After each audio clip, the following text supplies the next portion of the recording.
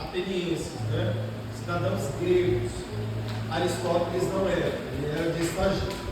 Por isso que eu trouxe aqui essa expressão aqui só para poder aclarar. E para terminar, ele foi empregar são os cidadãos daquela região que mandou para o campo a fim de cuidar de porcos. Ali chegou a ter vontade de encher o seu estômago com as vagens da alfarrobeira com as quais os porcos eram alimentados. No entanto, ninguém lhe dava absolutamente nada. Amém? Eu não sei se essa música aqui vai conseguir fazer o que eu pretendo. Deixa eu colocar aqui no meu nome. Pessoal, é o seguinte. Eu prestei atenção na dinâmica que fizeram, né? Nós vamos falar aqui um pouco sobre as igrejas.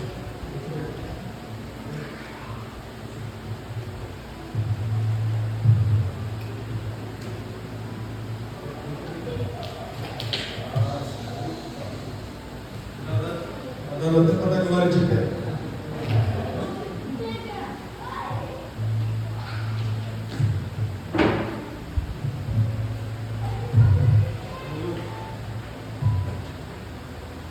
Então vamos lá. Eu prestei atenção na dinâmica que foi feita aqui e ela foi muito oportuna porque nós estamos, na verdade, o ser humano sempre enfrentou prisões invisíveis. O nosso tema aqui parte da premissa escravos modernos. Muita gente escreveu algumas prisões visíveis, algumas prisões táteis, algumas prisões que é muito comum você perceber. E elas estão em todas as esferas. Elas não são exclusivas de uma faixa etária. Elas permeiam todas as áreas do ser humano. Elas confrontam e afrontam fortemente o ser humano na sua psique, no seu corpo. E se a tua mente ela adoecer, o teu corpo com certeza também vai.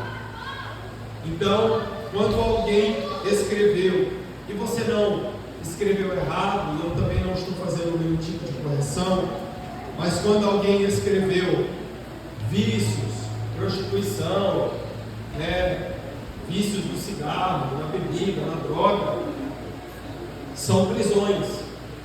Só que são prisões facilmente de ser detectadas, porque elas estão num âmbito visual. Então você passa por um bar e você vai ver alguém bebendo, caindo pelo meio fio, e essa é uma prisão, é uma corrente, é uma cela, ela é um cárcere visível. Você vai no terminal da cidade para pegar um ônibus, e quando você entra, todos estão encurvados olhando para o celular. São prisões também visíveis. Talvez as invisíveis vão ser a partir daquilo que condiciona o teu vício, que condiciona o vício que temos. Essa palavra vício ela é tão forte que ela chega a nos causar um espanto, né? É bem verdade que há muitas pessoas que trabalham. Eu particularmente, eu trabalho com isso aqui. E confesso a vocês que eu chego de noite e eu não estou suportando mais olhar celular. O Menegas trabalha com o celular, trabalha com o computador, né, moçada?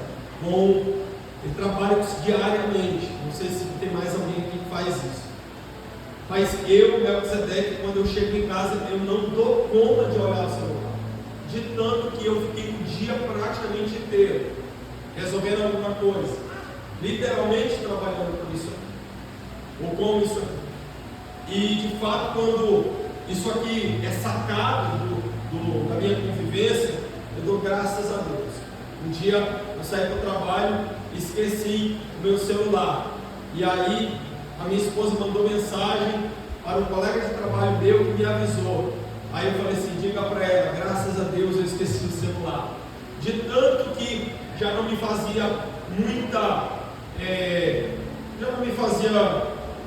bem, de tanto que eu me senti intoxicado por todas as vezes que você tem que responder. E nós que pastoreamos igreja, a maneira hoje mais fácil, mais instantânea da gente conversar muitas das vezes com líderes é através de grupos, ou até mesmo no privado, enfim. Mas o resultado da dinâmica de vocês trouxe também as prisões invisíveis, que é o que nós vamos falar aqui essa noite. Tem muitas prisões invisíveis, mas eu gostaria de nessa noite destacar uma que talvez ninguém colocou aí, mas que esteja intrinsecamente ligada em algum movimento que você fez ao colocar no papel. E se você quiser anotar, se você quiser colocar aí no seu celular, num papel, pode ficar à vontade. Depois eu vou enviar o material para o Everson e ele encaminha para vocês, beleza? O tema é escravos modernos, mas o título que eu escolhi para Deus, na verdade, gritou ao meu coração foi escravos da pressa equivocada. Escravos da pressa equivocada. Você consegue se recordar de algum plano ou de algum sonho que foi frustrado por causa da pressa? Alguém consegue lembrar aí de algum plano ou algum sonho que foi frustrado por causa da pressa? Levante a sua mão. 1, 2, 3, 4, 5, 6. Então nós temos 6 pessoas aqui que teve o seu plano, o seu sonho frustrado por causa da pressa. Eu também tive. O ano era 2004. Para quem não me conhece, alguém deve saber que eu sou o pastor Melquisedeque, né? Mas eu sou oriundo do estado de Rondônia. Eu sou nascido na cidade de Porto Velho. Os meus pais saíram do Mato Grosso, foram para lá, mas nunca morei só lá. Morei em Brasília, morei em São Paulo. Meu pai ele era militar, então de quando em tempo a gente mudava de cidade. E no ano de 2004 eu fui ao Correio Central. Naquele tempo, olha só, a gente está falando de 21 anos atrás, né? Parece que foi ontem. Naquele tempo, na região norte, em Porto Velho, a capital de Rondônia, né, situada lá na região norte, era uma cidade com um desenvolvimento ainda muito sófrego, muito devagar. E a internet não era para todos. Eu sou da época, quem tem aqui 40 anos de idade sabe que nós somos de uma época da transição do período analógico para o período digital, sim ou não? Isso, né? Você não quer revelar a tua idade, mas eu sei que você é desse tempo. Então, se junte a mim. Nós somos da geração, a turma mais nova não, mas alguém aqui é da geração do analógico que acabou recebendo a era digital, né? Em 1999 a gente estava à expectativa do boom do milênio, porque no ano 2000 o mundo ia acabar. Era o que falavam, né? Ali cheguei no Rio, aquela língua, né? Mas brincadeira à parte, eu não quero aqui, né, fazer nenhuma tipo de piada ou brincadeira para constranger alguém, mas em 99 a gente viveu esse tempo, né? Ai meu Deus, o mundo vai acabar no ano 2000. E E aí a gente percebeu a internet chegar. Primeiro os celulares, que eram fixos, passaram a depois ser móveis, e depois vinha o celular, que era quase do tamanho desse celular aqui, só que bem grande, um fio que você puxava, que ia quase ao teto, né? Você andava com aquilo ali, colocava na cintura, né? Os mais magrinhos ficavam meio assim, porque ele tão grande que ele era. E o tempo foi passando e aquilo foi diminuindo. Na internet, a gente é da época da internet de escada. Tinha que esperar chegar à noite para ver se dava tempo para ela mexer. Aí depois veio o bate-papo da UOL, depois veio o MSN. Alguém lembra do MSN aqui? E ficava aquele bonequinho rodando, 2 horas para entrar, né? Quando eu entrava só tinha um contato e o contato estava offline, tá? Deu para conversar. Também somos da época em que, enfim, de tudo isso que não dava muito tempo de falar. E eu fui até o Correio Central para me inscrever para um concurso público. O concurso era um concurso público lá, na época não me recordo. E a fila estava quilométrica. Sendo a população mais pobre, então ela tinha que ir ao Correio Central e fazer a sua inscrição lá, porque lá tinha pessoas só para aquela função. E quando eu cheguei lá, a fila estava dando volta. Em Porto Velho, para quem não conhece, é que nem Cuiabá e Manaus, muito quente, é um sol para cada um.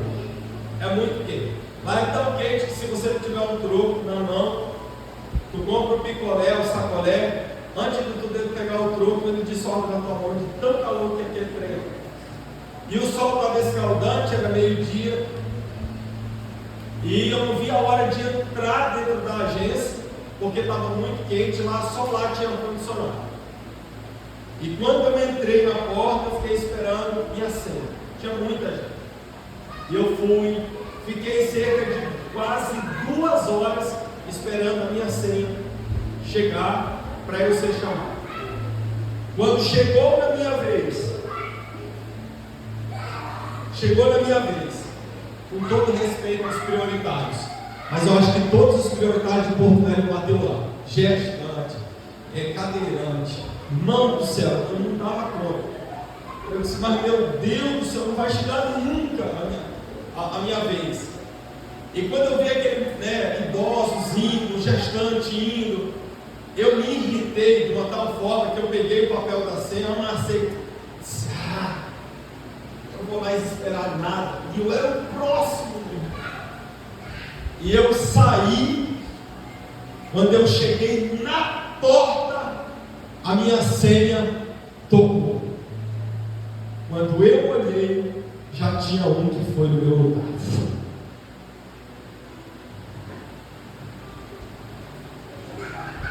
A fila foi se agigantando, a fila foi crescendo diante de mim, mas por eu não conseguir esperar mais 1 minuto, eu tive que esperar 1 ano para fazer outra inscrição de um outro concurso.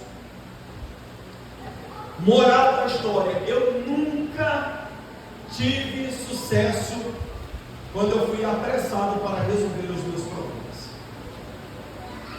E detalhe, há um ditado que eu cresci ouvindo ele: a pressa.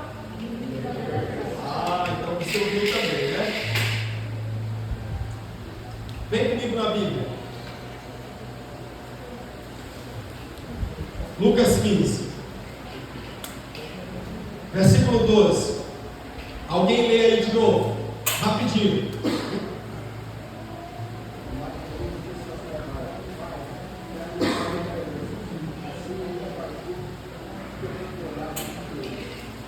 Queridos, a vida do filho pródigo, do jovem pródigo,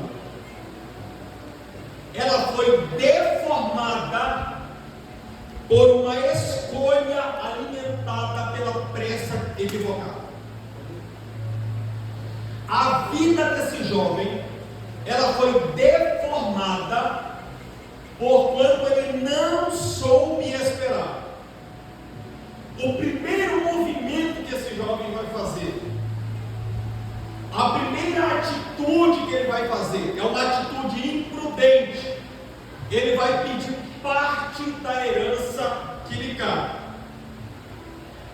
O pai, naquela época, poderia dar a herança em vida. A lei judaica não proibia ao pai fazer isso. Mas o pai da história, versículo 11, Jesus vai contar uma parábola. Certo homem tinha 2 filhos. E o versículo 12 vai dizer que o mais novo,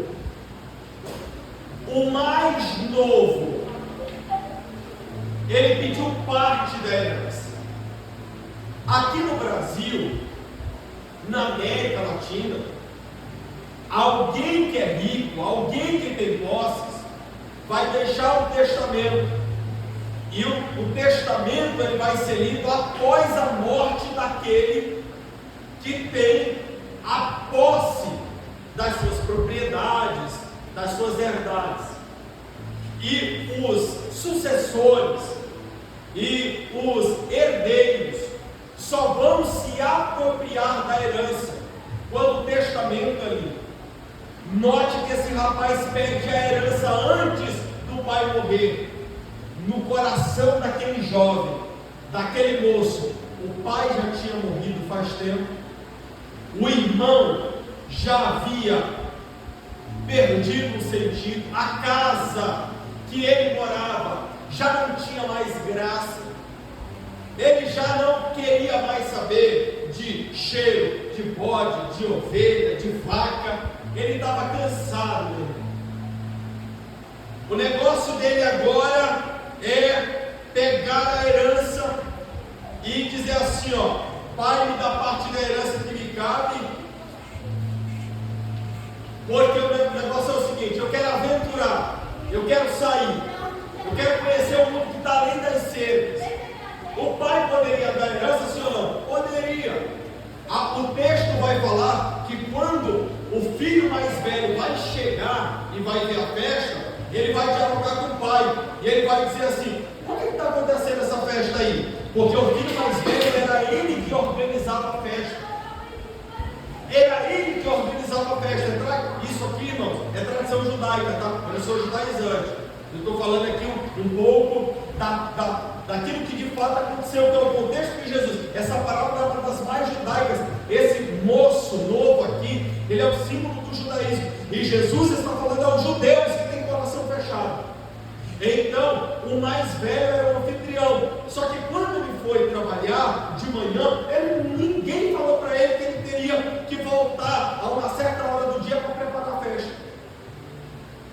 E então, esse rapaz, ele chega e pergunta, o que está acontecendo? Ele pergunta para um criado. A palavra criado no grego ali é garoto, é boy, é garoto, é menino.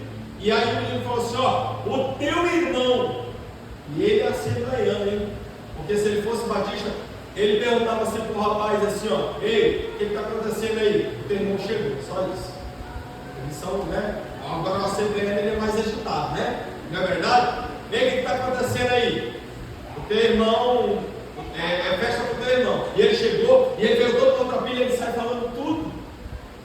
Aí ele não entra na casa, o pai sai, e aí o pai vai dialogar com ele. Aí tem uma frase que o pai fala bem assim, ó, tudo que é meu é teu. Então o pai poderia muito bem repartir a herança sim, só que ele não faz.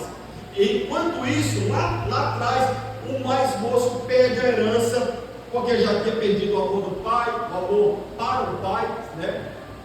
O amor do irmão, e a pressa dele para conhecer o mundo que estava além da cerca foi algo que foi para cegar o seu coração, para tirar ele do trilho, tirar ele do caminho.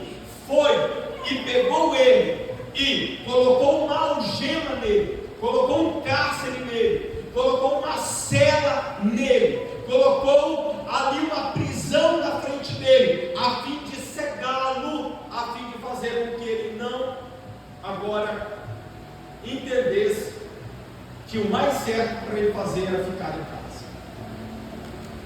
Por que ela é uma prisão invisível? Porque a pressa, meu irmão, equivocada, ela é capaz de caotizar o nosso caminho. Ela é capaz de promover um caos na nossa vida. O meu filho, João, ele tem 15 anos, o 02. Com 15 anos, vai em casa são 4. Então, a Ana é o 01, ele é o 02, o Mel é o 03 e a menina é o 01. E aí, o João, ele está com 15 anos, vai fazer 16. E ele quer dirigir. Aí um dia eu peguei o carro e levei ele lá para um lugar bem deserto assim, para ensinar ele. E ali ensinando, ele já pegou a manha, já pegou o jeito. E quando eu estava retornando, eu me lembrei da aula de direito. Aí eu me lembrei da aula de direito e me lembrei do Código de Trânsito.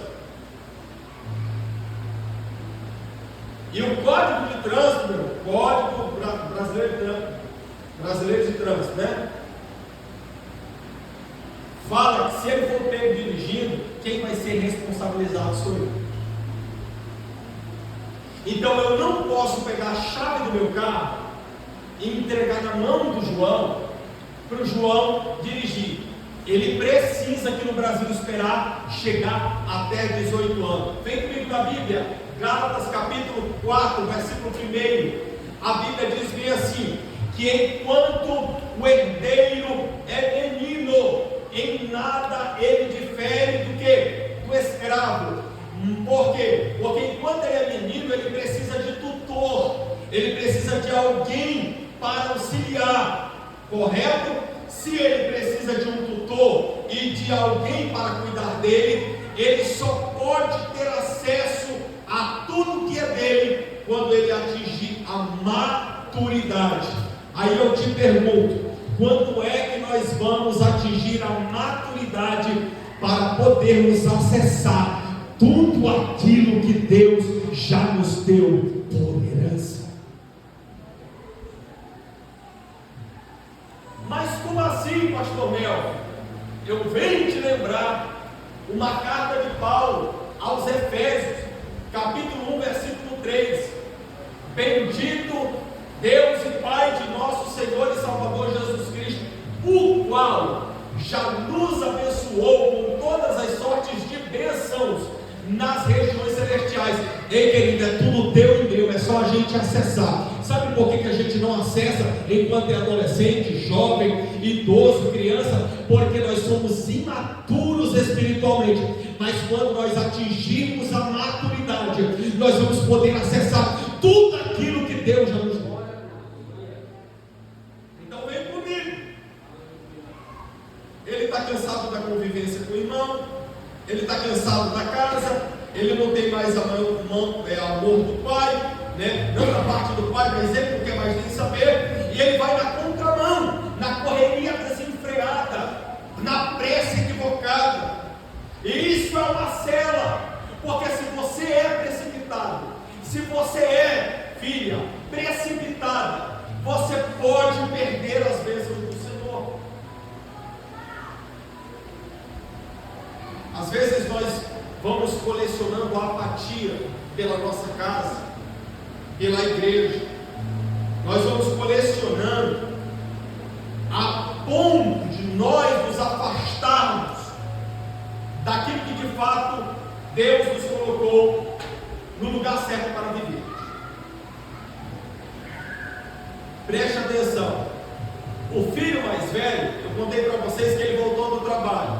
Ele chegou e viu que da casa estava tendo festa. Como é que se chamava para festa antigamente, lá nos tempos de Jesus? Era através da música. Então, morava eu, o Menegassi, a irmã ali, o irmão aqui, assim, tudo numa aldeia. Quando começava a ouvir o barulho de música, aí eu falava assim: vem, vamos, mulher, pega os meninos, vai ter festa na casa do vizinho. Era assim que era o convite. Hoje o convite é pelo WhatsApp, né? Pelo Instagram, não é verdade? Mas naquele tempo não, era através da música. Então, quanto mais velho chega, ele ouve o som da música dentro da casa. As crianças não entravam na casa, ficavam brincando, ó, que nem eu estou lá. É Bíblia ou não é? A gente está aqui nos alimentando. E eles são inocentes, eles estão brincando lá. Mas Jesus também está cuidando deles. Amém? Aí, o texto vai nos informar de que ele... Não, você pode pegar qualquer versão. Pode comprar lá no Menegasse lá. Que mais? Nova tradução de mais de hoje. Você pode pegar qualquer tradução da Bíblia. As Bíblias vão dizer que ele se aproxima da casa, chega perto da casa, chega próximo da casa, mas nenhuma tradução do texto fiel da Bíblia diz que ele entrou na casa. Casa no hebraico é bate, temudo. Casa no grego é oikos, tem 4 significados. A casa pode ser a casa infraestrutura, a casa pode ser a tua família, a minha família, a casa pode ser templo. Eu sou o templo do Espírito, você é o templo do Espírito. E 4, casa ali também pode significar igreja. E é aqui que eu tenho uma palavra forte para trazer para vocês.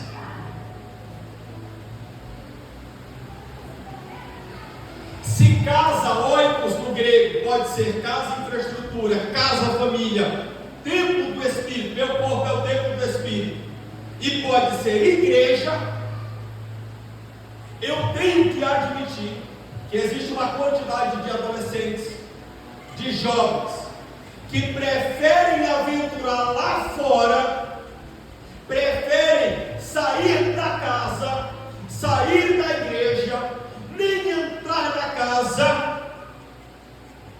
Eles preferem romper os muros de proteção do que permanecer na presença do Senhor.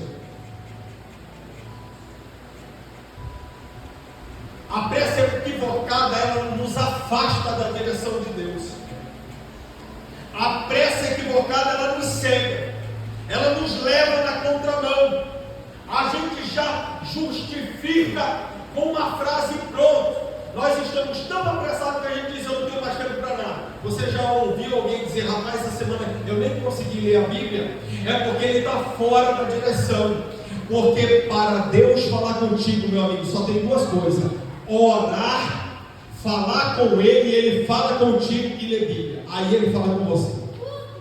Tem gente que vai na casa do profeta, tem gente que vai no endereço do profeta, tem gente que vai procurar profeta na internet, vai procurar o melhor podcast, vai procurar teologia coach, vai procurar o melhor conselheiro. Eles deixam te falar uma coisa: quando você entra no secreto, quando você fecha a porta sobre você, quando você resolve ler a palavra, o Senhor fala contigo.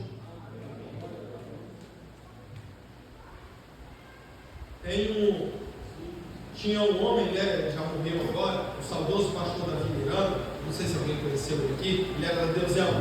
Dizem que ele orava assim, umas 8, 10 horas por dia. O homem só vivia de orar. Mas também quando ele subia no púlpito, ele só orava e muitas curas apareciam. Ele foi um grande evangelista na década de 60, 70. E eu, novo na fé, queria orar igual ele. Ele tinha um programa na rádio. Irmão, eu nunca vi. Ele começava a orar meia-noite e terminava lá quase 6 da manhã. Eu orava 10 minutos e já dormia. Mas um dia eu resolvi fazer um desafio. Eu vou orar de meia-noite até as 9 da manhã de joelho. Meu Deus do céu. Com meia hora de oração eu já não sabia do que orar. Mas aí eu fui rompendo, orando. Lá pelas 3 da manhã eu não aguentei mais. Mas fiquei por ali, eu estava no propósito. Aí eu olhei 3 horas da manhã com sono, eu vou embora. Aí Deus gritou no meu coração: Melquisedeque, você é muito mal educado. Eu disse: opa, bom? Melquisedeque, você é muito mal educado. Eu estava sozinho na igreja, assim, e de achar do irmão. A igreja tem essa. Eu queria orar, eu queria ser usado por Deus, eu queria ser, que nesses grandes pregadores, estender a mão, Jesus curar, tal, salvar. Eu disse: mas como assim? Você vem para a igreja, ora e fala. E aí você só agradece e vai embora. Você me trouxe para cá, para falar comigo. E quando eu vou falar com você, você diz amém? Eu venho te falar que Deus fala conosco. Ele não só fala através de profeta, Ele fala através de profeta, mas Ele fala conosco na nossa intimidade. Se a gente está com muita pressa, a gente não ouve a voz de Deus. Agora, quando a gente tem calma, a gente tem relacionamento saudável, Ele advoga a nossa causa. As nossas ausências da presença do Senhor fazem com que a gente venha ter pressa. A gente quer ter pressa para tudo. Você já percebeu que a gente trabalhou hoje o dia inteiro? Chega aqui e vai ficar 1 hora no culto.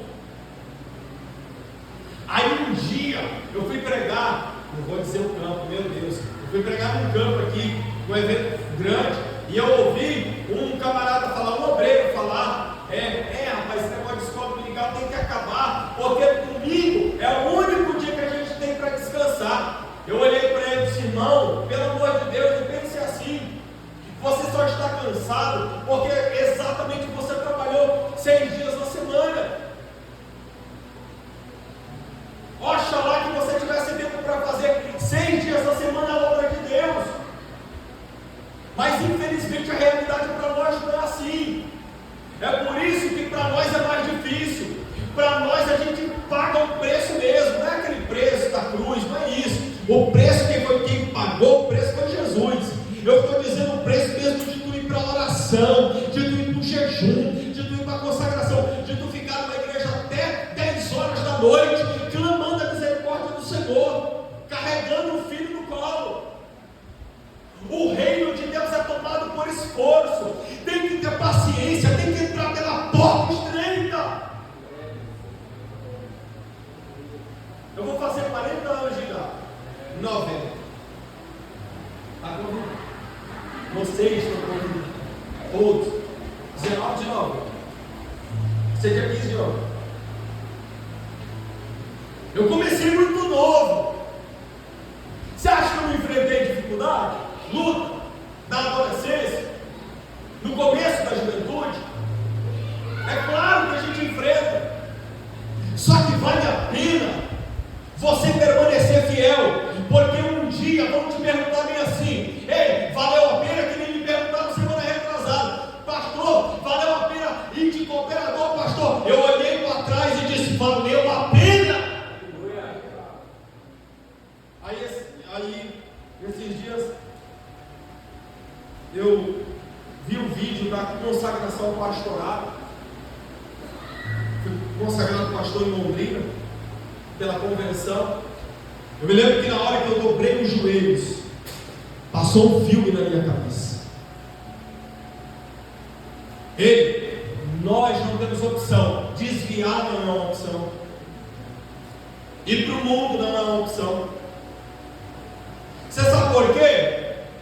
Porque a gente se apressa e a gente perde tudo aquilo que Deus tem para nós. Olha a Eva. Olha Adão e Eva no jardim. Diga para mim se não tinha tudo para dar certo.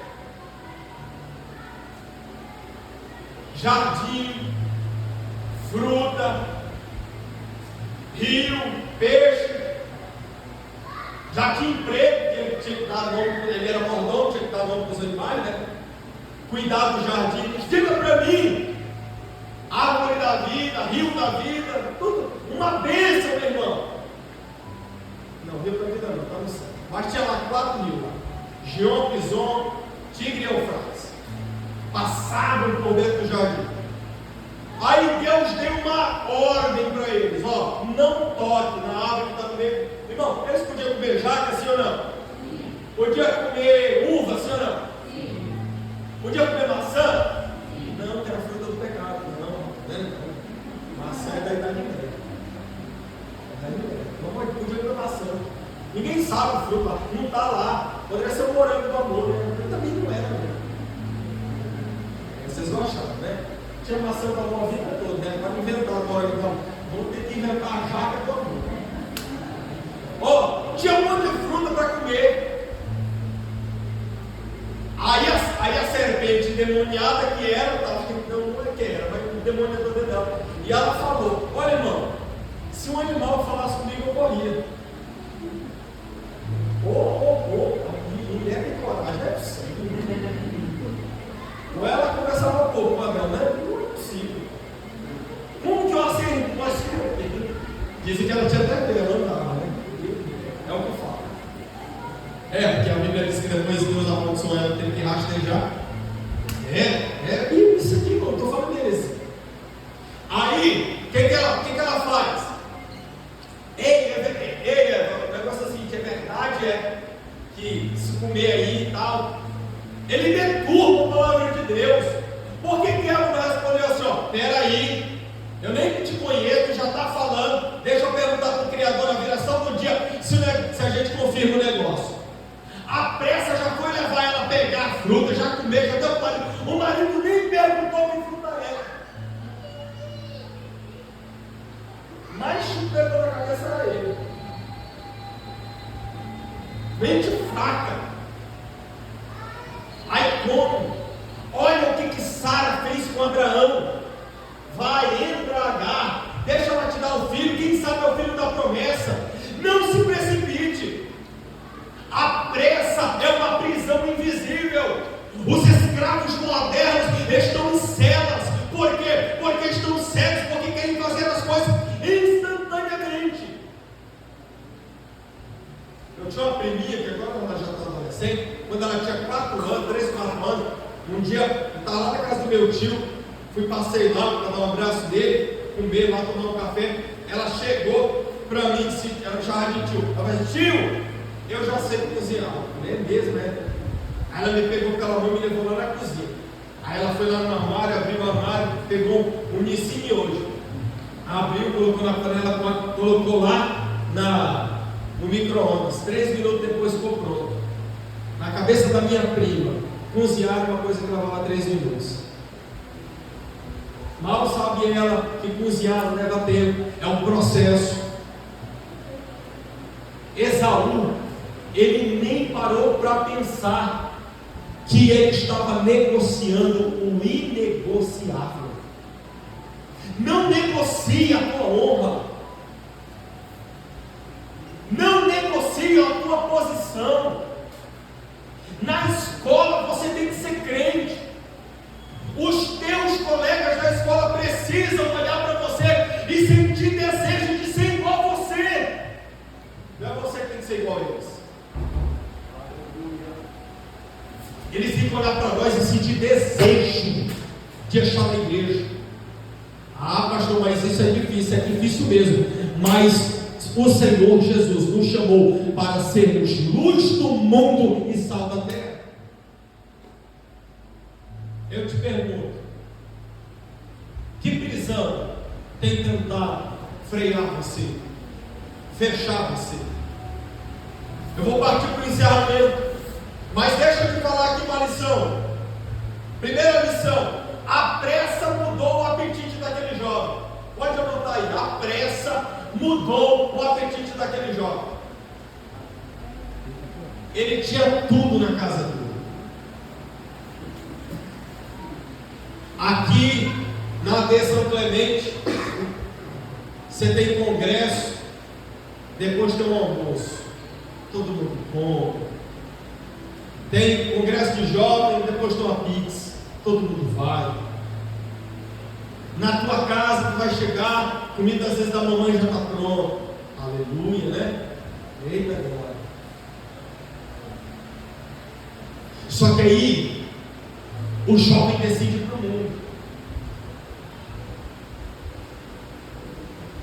Deixa eu falar bem devagar. O mundo não é o teu lugar. A balada não é o teu lugar. O crack não é o teu lugar. A prostituição que você escreveu no papel não é o teu lugar. O êxtase não é o teu lugar. O pó não foi feito para você cheirar.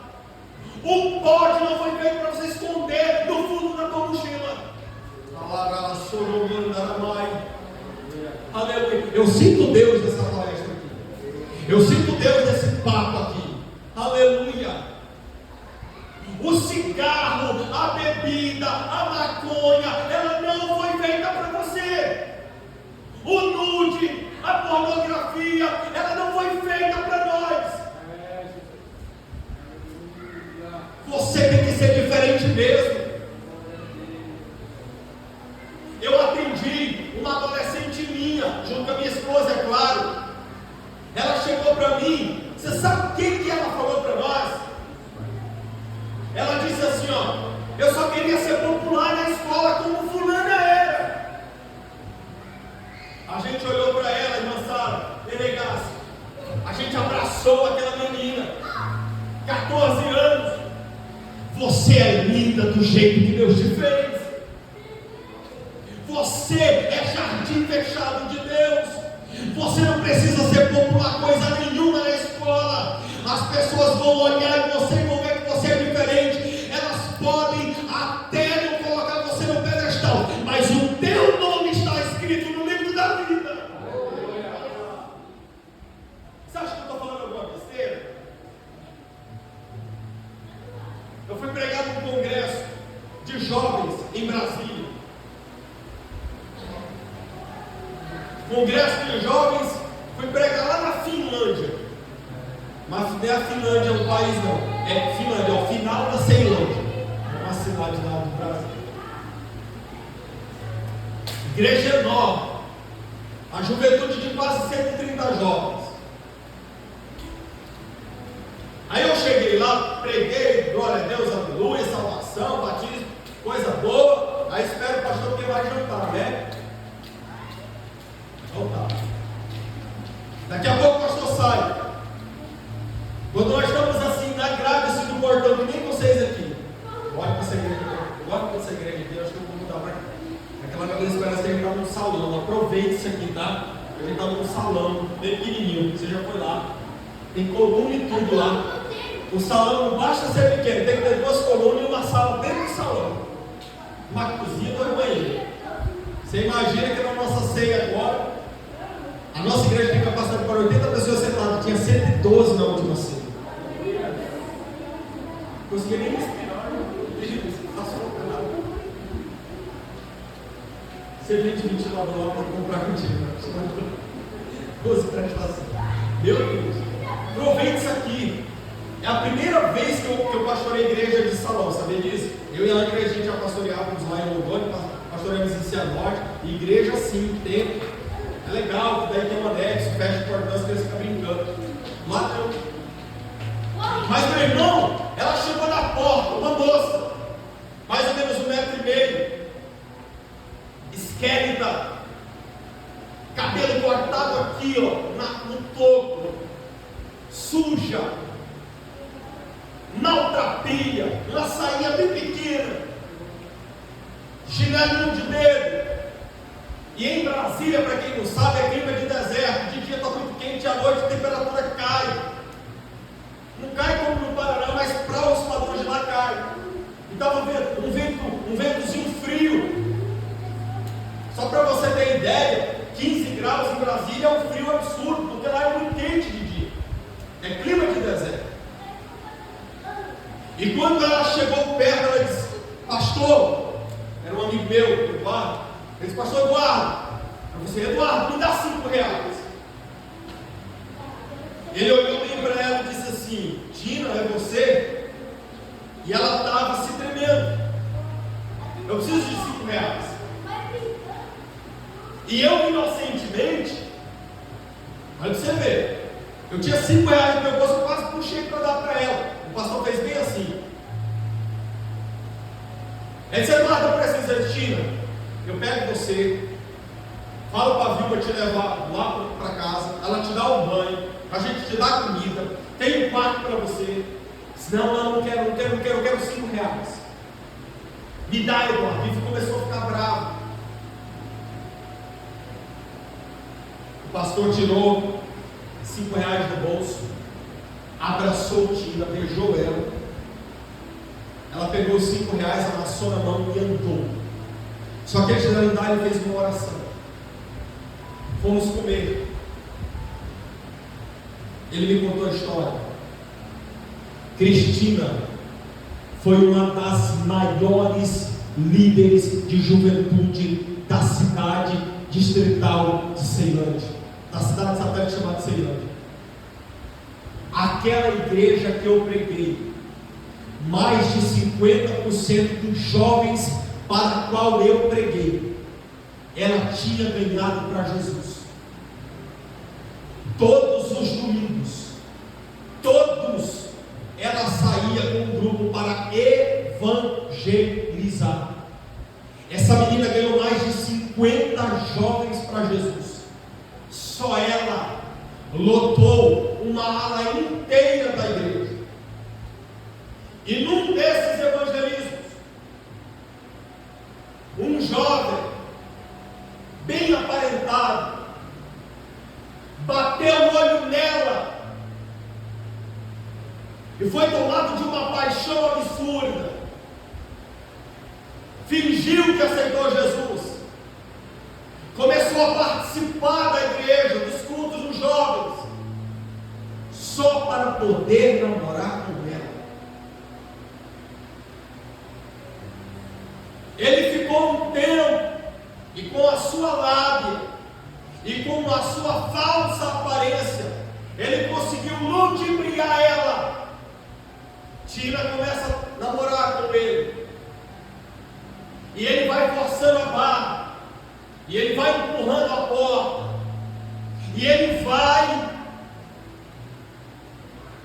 daqui a pouco, ele consegue derrubar Tina. Este jovem, ele era dono de uma boca de fumo. Tina começou a esfriar. Eles começaram a faltar cultos. O pastor ficou preocupado. Visitou uma vez. Depois ela já não atendia o telefone. Começou a ir esporadicamente na igreja. Tina conhece a maconha. E um dia, ele oferece a ela um crack. Quando eu conheci Tina, já havia 4 anos que ela estava afastada da igreja. Você acha que eu vim aqui brincar? É vida real.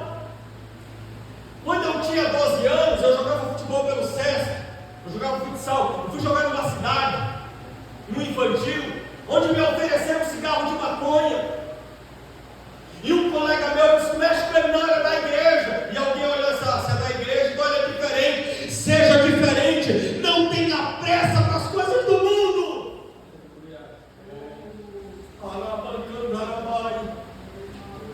Deus chamou você para ser diferente. Sabe por quê? Porque a pressa muda o nosso apetite. Tina agora não estava mais na igreja. Tina agora estava se alimentando do crack. Tina conheceu a AIDS. E a AIDS ceifou a vida de Tina. Mas pastor, como é que o senhor conta um testemunho desse? Meu irmão, é a realidade, é um fato. É abissal, irmãos, a distância entre a expectativa e de fato a realidade. Como esse rapaz estava e como ele voltou. Voltou maltrapilho, voltou sujo.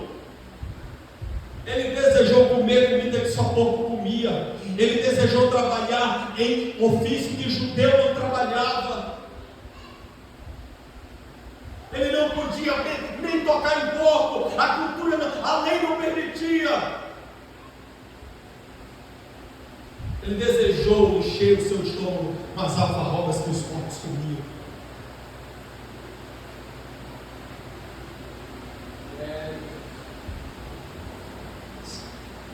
Quantos aqui estão no terceiro ano do ensino médio? Levanta a mão. Segundo ano. Primeiro ano. Tem 3 aqui no ensino médio. Vocês vão fazer a universidade onde? Na UEM? passar, né? Se for na UEM, vai para lá ou não? Se passarem na UEM,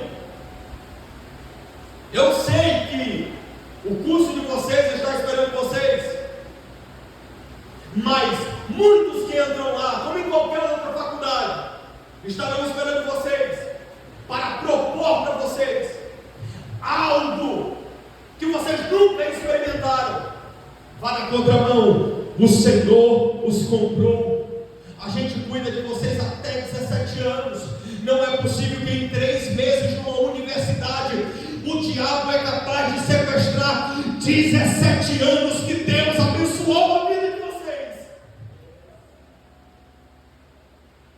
Não caia nesse engodo por dinheiro, por prostituição, por vício. Não saia dizendo: vou sair de casa, da casa do meu pai, vou fazer as coisas do meu jeito. Não faça isso. Sabe qual é a segunda lição? A pressa deteriorou ele, deformou, anulou, colocou ele numa situação horrível. E para a gente encerrar, há uma verdade que ele pega. Quando esse jovem volta para casa, ele cai em si. Tem algum psicólogo aqui? Não? Agora já ia marcar com isso. E caindo em si, os psicólogos gostam disso, né? E caindo em si, eles: quantos trabalhadores do meu pai tem tudo, e eu aqui pereço, vontade de comer, comida que só corpo come? Não. Não é o que está reportado, hein? Não, eu vou voltar. Ele voltou. Eu imagino, aí eu dou asas à minha imaginação, que quando esse menino foi para terras distantes, possivelmente a Grécia, porque o termo é cidadãos ali que a gente viu, o pai falou bem assim, ó. Eu estou dando asas à imaginação, é melhor que eu me permite isso, tá? Bota um novilho para cevar. Você sabe o que é novilho? É um boizinho, né? O meu filho, o João, quando era mais novo, ele achava que era menino, um garoto, mas não era, um boizinho. Bota esse boi para engordar aí, um novilho. E eu imagino que o pai todo dia ficava olhando para o horizonte. Só que um dia, no horizonte, ele viu o menino voltar. É a primeira vez na Bíblia que tu vai ver um velho correr. Ele levanta o vestido, porque naquela época ele era terno e gravata, era vestido. Só o que diferenciava era o cinturão, né? Da mulher para o homem. Um era transversal e o outro era aqui na faixa. Então ele levanta o vestido e corre. O que a Bíblia vai nos informar? De que ele abraça o filho. Ele beija o filho. O filho vem todo feioso, mal cheiroso, mal amanhado, cheirando a porco. O pai não quis saber, abraçou o menino, beijou o rapaz. Sabe o que o pai vai fazer para ele? Herança ele não podia ter, porque a Bíblia diz que ele já havia dissipado tudo, gastado irresponsavelmente.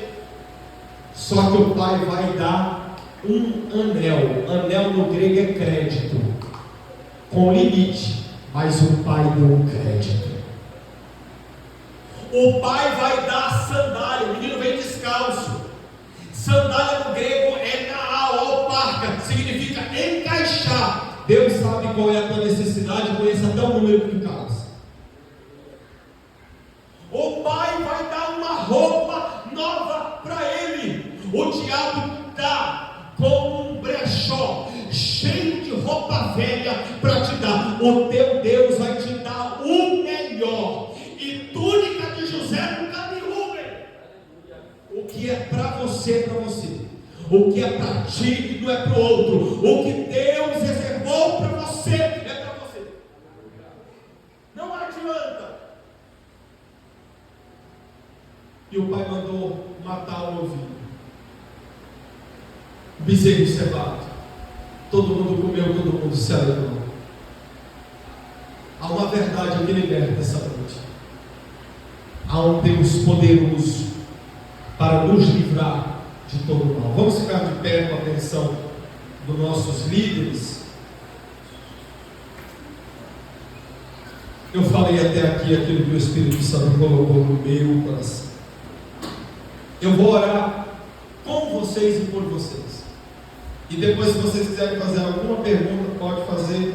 Se não quiser, eu agradeço. Mas pode fazer qualquer pergunta, que se eu não estiver respondendo, me negar acesso. Pega na mão aí do teu irmão, desse jovem, desses adolescentes. Você sente a presença de Deus aqui? Amém? Você entendeu a palavra? A prece equivocada é uma prisão invisível. Não tenha pressa. Não te apresses de sair da presença do Senhor. Alegrei-me quando me disseram: vamos à casa do Senhor. Hebreus está dizendo assim, não deixando a congregação, como é costume de alguns. Não saia deste lugar. Esse lugar é o lugar que Deus preparou para você. Não se afaste da tua liderança. Chega perto do teu líder, chega perto da regente, chega perto do teu pastor, chega perto do Edmar. Rapaz, ele está aqui. Pega o Edmar e torce ele: pastor, eu quero aprender com o senhor. Chega perto dele. Edmar é homem de Deus. Pega o Menegasse, aperta ele. Não é o teu nome, varão. Michael, pega o Michael, aperta ele até sair o melhor. A azeitona, quando ela é prensada, ela dá o melhor azeite. Aleluia. E eu vou orar por vocês. Vocês estão fazendo algo que muitas igrejas já desistiram de fazer, que é trazer palavra. Só a palavra liberta, só a palavra transforma, só a palavra traz verdade, só a palavra traz. Soberano Deus, eterno Pai dos céus e do céu, talvez eu preguei para alguém que está em uma cela, talvez eu preguei para alguém que está num cárcere, talvez eu preguei para alguém que está na ansiedade, na depressão. E quantas prisões invisíveis, Senhor? O machismo é uma prisão invisível, o feminismo é uma prisão invisível, a emasculação é uma prisão invisível. Senhor amado, o berço existencial é uma prisão invisível. O berço existencial, ele é aquilo que o diabo está a minar para nos fazer nos acomodar, Senhor amado, com nossa zona de conforto. Mas, Senhor, retira estes jovens da zona de conforto, dá a eles autoridade e poder. Quando eles chegarem na escola amanhã, eles vão com autoridade. Quando eles chegarem na faculdade amanhã, eles vão com autoridade. Quando eles chegarem lá na UEM, eles vão com autoridade. Quando eles chegarem no trabalho, ninguém vai tirar eles do foco e da direção. O lesbianismo não vai arrebatar, o homossexualismo não vai arrebatar. Meu Deus, a droga, o pecado, a sujeira, a pornografia, nada vai tirá-los da tua presença. Eu quero profetizar, meu Deus, na vida destes adolescentes, pré-adolescentes, juventude, que ninguém deles se perca, ainda que na casa deles eles estão sofrendo trauma, ainda que liberaram uma palavra contra eles, ainda que alguém disse para eles que eles não queriam vencer, que eles nunca iam chegar onde eles chegaram. Talvez alguém foi tocado aqui na infância, foi abusado mentalmente, foi abusado no corpo. Senhor amado, em nome de Jesus, traz um bálsamo de cura aqui nessa hora, traz um bálsamo de cura. Talvez alguém liberou uma palavra destrutiva, uma palavra maligna, uma palavra que veio trazer desesperança, mas há um Deus que te ama, há um Deus que te cura esta noite, há um Deus que toca em você nesta noite.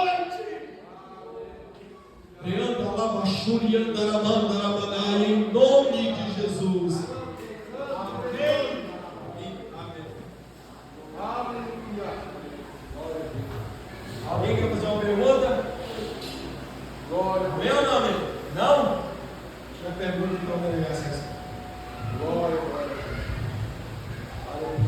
Vamos querer agradecer a pastora essa palavra maravilhosa, e possamos guardar, né, nosso coração, que não venhamos ter pressa, né? Eu sei Tive pressa de sair da casa da minha mãe e eu sei o que passei. Tive pressa de sair da igreja, por muitas coisas que aconteciam por mim mesmo, e eu sei tudo que eu passei. Deus, Ele conhece o coração de cada um que tem aqui. Cada um que está aqui, Deus tem um chamado especial. Cada um que está aqui tem uma grande obra para fazer. Então não venhamos ter pressa. Não venhamos botar o pé lá na frente, porque Deus, Ele tem cuidado. Deus tem guardado. Estamos aqui pela graça de Deus. Estamos aqui nessa noite porque Deus, Ele tem guardado, nos livrado da morte. Quantas vezes Deus me livrou da morte? Estava lá fora, estava lá fazendo tudo que não devia, mas Deus estava me guardando, Deus estava me livrando da morte. E eu sei que eu passei, mas que venhamos tomar cuidado, venhamos muitas vezes algo que a gente acha que é simples. Isso não vai me tirar, mas tira, porque aos poucos o nível ele está roteando, ele está vendo um momento ali que você acha que nada vai acontecer, mas que venhamos cuidar, vamos orar. Oração. Essa semana eu recebi uma mensagem e Deus tem cada vez me chamado mais para a oração, buscar mais a Deus, porque Deus, Ele vai quebrar todas essas correntes. Sabemos quanto está afastado, né? Quantos estão afastados, quantos pais têm orado pelos seus filhos, e Deus, Ele vai trazer, e Deus tem essa fé que Deus vai trazer. Então, que possamos continuar em oração, buscando, que Deus, Ele vai fazer uma grande obra, e cada vez cada vez vamos ver mais jovens, mais pais, mães aqui adorando a Deus. Já foi orado, eu queria chamar o pastor Melquisedeque a dar a bênção apostólica, como já foi orado, logo após o orar, ninguém vai embora, porque só vai estar para Deus. Ninguém quer, né? Amém? Faça assim com a sua mão, que a graça do Senhor Jesus, o grande amor de Deus, nosso Pai, a comunhão, a consolação do Espírito Santo, sejam com todos quantos podem dizer amém. Amém. Se Deus é por nós,